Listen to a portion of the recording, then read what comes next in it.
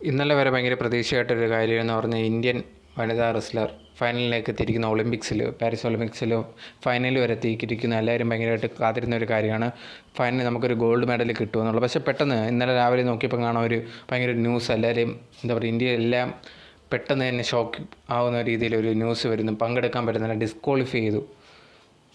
റെസ്ലറായിട്ടുള്ള വിനേഷ് പൊഗട്ട് എന്ന് പറഞ്ഞ ആ ഒരു വനിതയെ ഡിസ്ക്വാളിഫൈ ചെയ്തു. കാരണം എന്തെന്ന് ചോദിച്ചു കഴിഞ്ഞപ്പോഴത്തേന് പറയുകയാണ് 100 ഗ്രാം കൂടുതലാണ്, അതുകൊണ്ട് പാർട്ടിസിപ്പേറ്റ് ചെയ്യാൻ പറ്റുന്നില്ല, അതുകൊണ്ട് ഡിസ്ക്വാളിഫൈ ചെയ്ത് ഇതുവരെ കളിച്ച എല്ലാ കളിയിലും ഡിസ്ക്വാളിഫൈ ചെയ്യുകയാണ്. എന്താണ് ഇന്നലെ നാട് മൊത്തം ഇതുവരെ നമ്മൾ സെമി ഫൈനലിൽ ജയിച്ച് ഫൈനലിലെത്തി ഗോൾഡ് മെഡൽ നേടുമെന്ന് വിചാരിച്ച ഒരാൾ പെട്ടെന്ന് 100 ഗ്രാം കൂടിയെന്ന് പറഞ്ഞ് ഡിസ്ക്വാളിഫൈ ചെയ്യുന്നത് എന്താണെന്നുള്ള കാരണം പലരെ അത്ഭുതപ്പെടുത്തിയ ഒരു കാര്യം. ഇന്നലെ ഭയങ്കരമായിട്ട് ന്യൂസ് എല്ലാ കാര്യങ്ങളും എല്ലാവരും ഇത് ഭയങ്കരമായിട്ട് ചർച്ച ചെയ്യുന്നൊരു കാര്യം, ഇന്ന് വരെ ചർച്ച ചെയ്യുന്നൊരു കാര്യം. ഇതെന്താണെന്നുള്ള കാര്യമാണ് ഇന്നത്തെ വീഡിയോയിൽ ഞാൻ പറയാൻ പോകുന്നത്. സോ വീഡിയോയിൽ പോകുന്നതിന് മുമ്പ് നിങ്ങൾ എൻ്റെ ചാനൽ ആദ്യമായിട്ടാണ് കാണുന്നതെങ്കിൽ നിങ്ങൾ സബ്സ്ക്രൈബ് ചെയ്ത് സപ്പോർട്ട് ചെയ്യുക. ഓരോ ദിവസവും ഞാൻ വീഡിയോസ് ഇടുന്നതായിരിക്കും. ഈ ലോകത്ത് എന്തൊക്കെയാണ് നടക്കുന്നത് എന്നുള്ള കാര്യങ്ങൾ അന്നന്ന് വീഡിയോ ആയിട്ട് ഞാൻ ചെയ്ത് നിങ്ങളെത്തിക്കുന്നതായിരിക്കും. സോ ഒട്ടും വയ്യാതെ വീഡിയോയിലേക്ക് പോകാം.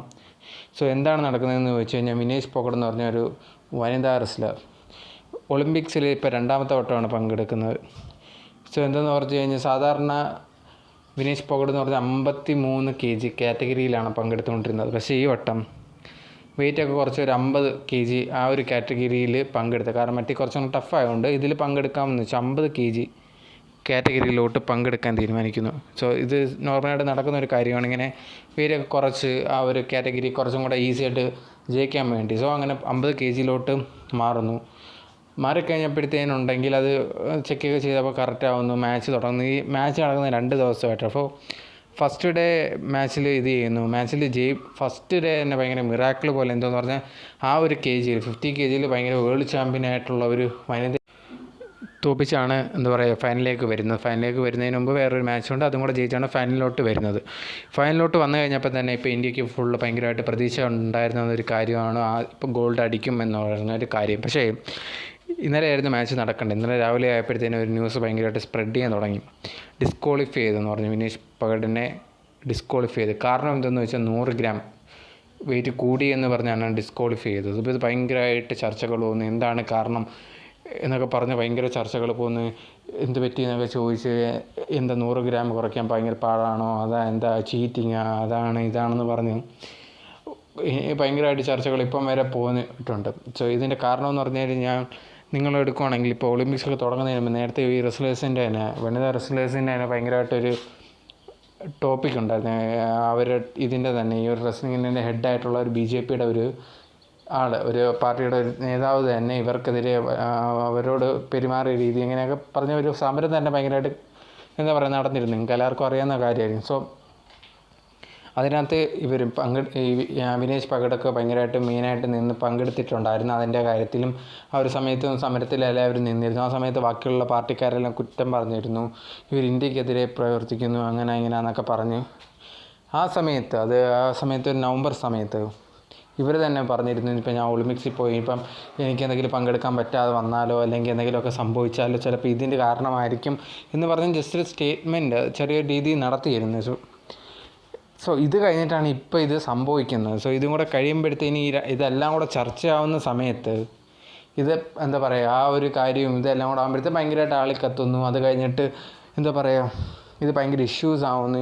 100 ഗ്രാം കുറയ്ക്കാൻ പറ്റുന്നില്ലെന്ന് വെച്ചാൽ അങ്ങനെ ചോദിക്കുമ്പോഴത്തേനും ഇപ്പോൾ അറിഞ്ഞിരിക്കുന്ന കറക്റ്റായിട്ട് ഇതുവരെ അറിഞ്ഞിരിക്കുന്ന ഒരു കാര്യമെന്ന് പറയുമ്പോഴത്തേനും അവർ ഭയങ്കരമായിട്ട് ട്രൈ ചെയ്തിട്ടുണ്ട് കുറയ്ക്കാൻ വേണ്ടി. ഭയങ്കരമായിട്ട് സൈക്ലിങ്ങും ഇതും മുടി വരെ കട്ട് ചെയ്തിട്ടുണ്ട് വെയിറ്റിൻ്റെ കാര്യത്തിന് വേണ്ടി.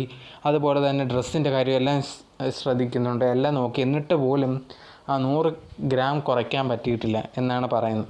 സോ അതുകൊണ്ട് ഡിസ്ക്വാളിഫൈഡ് ആയി എന്നാണ് നമുക്ക് ഇന്നലെ വന്ന ന്യൂസ്. എല്ലാ കാര്യങ്ങളും ഇത് ഭയങ്കര ന്യൂസായിട്ട് പോകുന്ന ഒരു കാര്യമാണ്.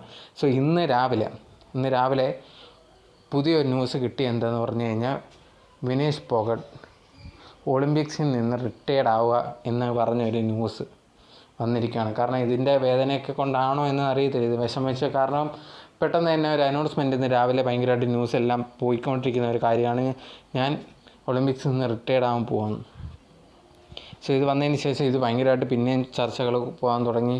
സോ എന്താണ് ഇത്, ചീറ്റിംഗ് ആണോ, എന്താണ് കാര്യമെന്നൊന്നും ആർക്കും മനസ്സിലാകാൻ പറ്റത്തില്ല. അവിടെ ന്യൂസ് മൊത്തം ഇത് ഭയങ്കരമായിട്ട് കവർ ചെയ്യുന്ന ഒരു കാര്യമാണ്. ഇപ്പോൾ ഇപ്പം സെലിബ്രിറ്റീസ് ഉൾപ്പെടെ എന്താ പറയുക, ഭയങ്കര റിയൽ വിന്നർ എന്നൊക്കെ പറഞ്ഞ് ഭയങ്കര എന്താ പറയുക, ഭയങ്കര മോട്ടീവ് എന്നൊക്കെ പറഞ്ഞ ഒരു പോസ്റ്റൊക്കെ ഇടാറുണ്ട്. സോ എന്താണ് സംഭവിച്ചതെന്ന് എന്താ പറയുക, ഒരു 100 ഗ്രാം കുറേ പേര് ഇപ്പോൾ ഒരു ബോക്സർ തന്നെ, ഇന്ത്യയുടെ ബോക്സർ തന്നെ പറഞ്ഞിട്ടുണ്ട്, അത് 100 ഗ്രാം കുറയ്ക്കുന്നത് വലിയ പാടല്ല, അവരെ എന്താ പറയുക ഇത് ശ്രമിച്ചാൽ പറ്റുന്നത്, ഇത് എന്തൊക്കെയോ ചീറ്റിംഗ് ആണെന്നൊക്കെ പറഞ്ഞ് കുറേ എന്താ പറയുക കുറേ ഇങ്ങനെയുള്ള കമൻസ്, ഇങ്ങനെ കാര്യങ്ങളെല്ലാം വന്നുകൊണ്ടിരിക്കുകയാണ്. സോ ഇതാണ് ഇപ്പം വരെ കടന്നിട്ടുള്ള ന്യൂസ്. നിങ്ങൾക്ക് എന്താണ് ഇതിനെപ്പറ്റിയുള്ള അഭിപ്രായം എന്ന് പറഞ്ഞ് കമൻറ്റ് ബോക്സിൽ കമൻറ്റ് ചെയ്യുക. അതുപോലെ ഞാൻ ഏത് കണ്ടൻറ്റാണ്, ഇതിനെക്കുറിച്ചാണ് വീഡിയോസ് ചെയ്യേണ്ടതെന്നുള്ള കാര്യവും കമൻറ്റ് ബോക്സിൽ കമൻറ്റ് ചെയ്യുക. സോ ഞാൻ അടുത്ത ഒരു വീഡിയോ ആയിട്ട് കാണുന്നവരെ ബൈ, താങ്ക് യു.